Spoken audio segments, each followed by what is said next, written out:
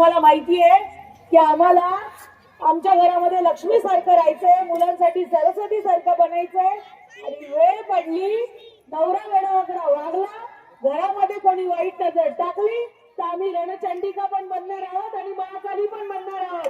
बनणार आहोत की नाही? आपल्याला माहित आहे की वेळेला आपण काय आणि कसं आणि कुठे वागलं पाहिजे. तर मला 100% गॅरंटी आहे की माझ्या महिलांना माहिती आहे, केंद्रामध्ये माननीय नरेंद्र मोदीजी आहेत, महाराष्ट्रामध्ये आपल्या सगळ्यांचे लाडके देवा भाऊ मिळतात ना. सगळ्या महिलांना लाडक्या बहिणीचे पैसे मिळतात की नाही? ते कायम चालू राहिले पाहिजे. ज्यांच्या केवायसी मुळे पेंडिंग आहे त्यांच्या सुद्धा चालू झाले पाहिजेत. म्हणजेच जर आपल्या महाराष्ट्रात सुद्धा बीजेपी सरकार आहे, सगळ्या देशाने मान्य केलेलं आहे बीजेपी सरकारचं काम भ्रष्टाचार नसलेलं, लोकांच्या अवतीभवती फिरणाऱ्या महिलांचा उत्कर्ष करणारं आणि सगळ्यांचा उत्कर्ष करणारं काम करणारं सरकार म्हणजे भारतीय जनता पार्टी सरकार आहे. तर मग आपला तालुका यापासून वंचित का राहिला पाहिजे? आणि म्हणूनच सगळ्यांना माहित आहे, 4 निवडणुका लढलेली रणरागिणी तुमच्या सगळ्यांची लाडकी, जिल्हा परिषदेमध्ये 4 वेळा निवडून आलेली सर्व आशाताई बुचके, हा रेकॉर्ड आहे एका महिलेचा. पण तरीही 4 वेळेला पाठीत खंजीर खुपसले गेले, नामोहरम करण्यात आलं, तरी सुद्धा पूर्व पट्ट्याने पाहिजे तेवढी साथ दिली नसली. तरीही आशाताई बुचके प्रत्येक दिवशी, आज हरली तरी उद्या दुसऱ्या दिवशी तेवढ्याच उमेदीने उठली आणि तालुक्याच्या सेवा करायला लागली. तुम्ही सांगा, एवढे जे काही कामांची लिस्ट वाचली आळ्याची, ताई कधी आळ्यातून निवडून आल्या आहेत का? आल्या आहेत नाही. आणि ते नाणे कोणतेही गाव बघा, करोडोंच्या घरातली कामं केलेली एकच महिला आहे, जी आमदार नाही, खासदार नाही, ती तुमच्या गटाची जिल्हा परिषद सदस्य पण नाही. पण आणे ते नाणे फक्त पुणे जिल्ह्याचे नाही तर बारामतीतून, नागपूर मधून, नाशिक मधून फक्त माझ्या पुणे जिल्ह्यासाठी, माझ्या जुन्नर तालुक्यासाठी फंड आणणारी एकमेव रणरागिणी आहे, ती म्हणजे तुमच्या सगळ्यांची लाडकी आशाताई बुचके. बरोबर की नाही?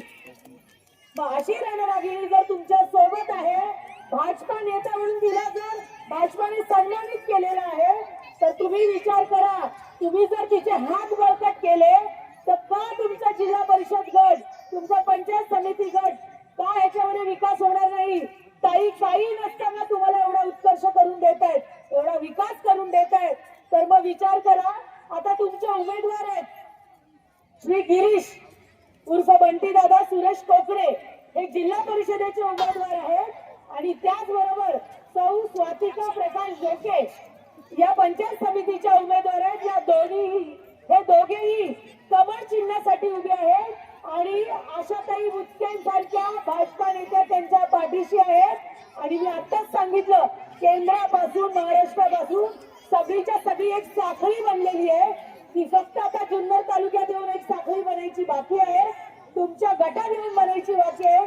ती जर तुम्ही बनवली तर भरभक्कम साखळीनी किती मोठा फंड तुम्ही आणू शकता, किती विकास तुम्ही तुमच्या दिशेने ओढू शकता, विचार करू शकता. हे दोन्ही उमेदवार सुशिक्षित आहेत. गिरीश कोकणे यांचं स्वतःचं फर्निचरचं दुकान आहे, म्हणजे नाही म्हटलं तरी ते स्वतः सेटल आहेत की नाही? राजकारणातून पैसे कमावणं हा त्यांचा उद्देश नाही, हे तुमच्या लक्षात आलेलंच असेल. आणि दुकान असल्यामुळे जनसामान्यांशी त्यांची नाळ जोडलेली आहे. त्याचबरोबर रेणा समाधी देवस्थान ट्रस्ट मध्ये सुद्धा ते आहेत, म्हणजे अध्यात्मामध्ये सुद्धा ते तेवढेच प्रचलित आहेत. आणि त्याचबरोबर स्वातिकाताई या माजी सदस्य आहेत ग्रामपंचायत आळेच्या, म्हणजे त्यांना सुद्धा समाजकार्य म्हणा, जनसामान्यामध्ये जाणे येणं, त्यांच्या गोष्टी जाणणं याचं ज्ञान आहे. दोन्हीही उमेदवार समाजाची जाण राखणारे आहेत. फक्त तुम्हाला ही जाण ठेवायची आहे. आता ताईंनी सांगितलं तसं, हा कोणाचं पण बटन, पण दाबा कमळाचं बटन. छोट्या भाषेत सांगते, आता खूप वाऱ्यासारखी लोक तुमच्या आजूबाजूला येतील, खूप येतील आणि तुम्हाला खिशातून देऊ करतील. 100% घ्या, कारण आता 2 दिवसातच देतील, परत तुम्हाला कोणी विचारायला येणार नाही.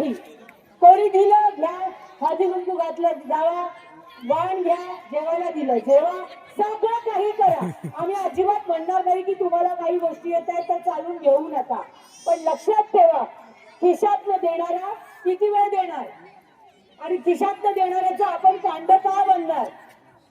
काहीही नसताना अशा काही उचके भाजपा नेत्या आज आपल्याला प्रशासनातून आणून देत आहेत, आपल्या हक्काचं देत आहेत, लाखोंमध्ये देत आहेत, तर मानाने घ्या. आणि तुमच्या या दोन्ही लोकांचे उद्या तुम्ही त्यांच्या दारात उभे राहून विचारू शकता, आशाताईंपर्यंत पोहोचून विचारू शकता. आशाताई एक महिला आहे, तालुक्यातल्या कमीत कमी 75 ते 80 मुलींना आणलेलं आहे त्यांनी, फसवणूक करून वेगवेगळ्या गावांमध्ये वेगवेगळ्या देशांमध्ये गेलेल्या मुलींना आणलेलं आहे. त्या मुलींच्या आई कोणत्याही पुरुषाकडे गेल्या नाही, आमच्या इज्जतीला वाचवा म्हणून ताईंनाच भेटायला आलेले आहेत. आपल्या सगळ्यांना माहिती आहे की एक महिला दुसऱ्या महिलेला आपल्या स्वतःच्या गहन गोष्टी सांगू शकते की नाही. उद्या तुमचं एखादं काम आलं, तुम्ही ताईंच्या गाडीत बसून जाऊ शकता की नाही, तुमच्या सोबत तुम्ही स्वातीच्या ताईंना घेऊ शकता की नाही. महिला सक्षमीकरण आपल्या हातात आहे, जास्तीत जास्त मतदान तुमच्या हातात आहे. तुम्ही घरामध्ये जसं घराचे वासे बदलू शकता ना, तसे तालुक्याला सुद्धा तुम्ही योग्य दिशा देऊ शकता. त्याच प्रकारे पिंपरी पेंढार गणाचे आपले अधिकृत उमेदवार श्री बापू मारुती हंडे सुद्धा उभे आहेत. म्हणजेच जर तुम्ही या उमेदवाराला निवडून आणाल तर तुम्ही आशाताईंची हात बळकट कराल आणि स्वतःचा विकास करून घ्याल. मग घेणार की नाही विकास करून? घेणार की नाही? तुम्हाला पुन्हा